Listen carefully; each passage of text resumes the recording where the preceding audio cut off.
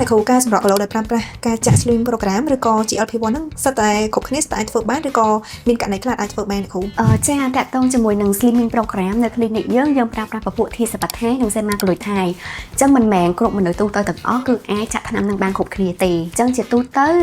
ថ្នាំ semaglutide ឬក៏ធាតុសប្បាយយើងប្រើប្រាស់ទៅលើអ្នកដែលគាត់លើសទម្ងន់បានន័យថាគាត់ obesity overweight អញ្ចឹងជាទូទៅនៅពេលដែលគាត់លើសទម្ងន់គាត់អាចងាយនឹងប្រឈមនឹងកត្តាមួយចំនួនដូចជាការស្ទះអាស្រ័យឈាមបេះដូងលើ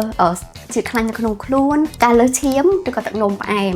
អញ្ចឹងនៅពេលដែលយើងធ្វើការចាក់ទៅក៏យើងអាចកាត់បន្ថយកត្តាប្រឈមមួយចំនួនហ្នឹងដែរអញ្ចឹងជាទូទៅនៅ clinic យើងតែងតែសាកសួរព័ត៌មានរបស់គាត់តាក់ទងជាមួយនឹងគាត់មានជំងឺប្រចាំកាយអត់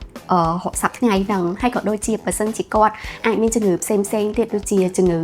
តាក់ទងជាមួយនឹងកប៉េងកថៃរ៉ុយជំងឺរលាកលំពេងឬក៏ជំងឺមានបញ្ហាតម្រងនោមក៏ដូចជាបញ្ហាថង់ទឹកប្រមាត់ក៏យើងអត់ណែនាំឲ្យគាត់ចាក់ដែរចឹងជាទូទៅ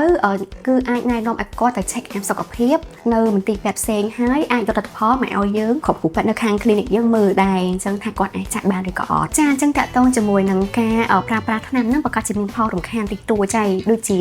ការរាកឬក៏ការក្តៀនអាចមានអារម្មណ៍ថាយើងចង់អាវចង់ក្អួតប៉ុន្តែមិនមែនមនុស្សគ្រប់គ្នាគឺត្រូវតែមានផលរំខានហ្នឹងឯងអ្នកខ្លះគឺគាត់ចាក់មកគឺគាត់មានផលរំខានអីទេអញ្ចឹងជាទូទៅបើសិនជាគាត់មានផលរំខានហ្នឹងយ៉ាងច្រើនអ្នកខ្លះគឺគាត់មានផលរំខានតែមួយថ្ងៃអីទេអញ្ចឹងអាចគាត់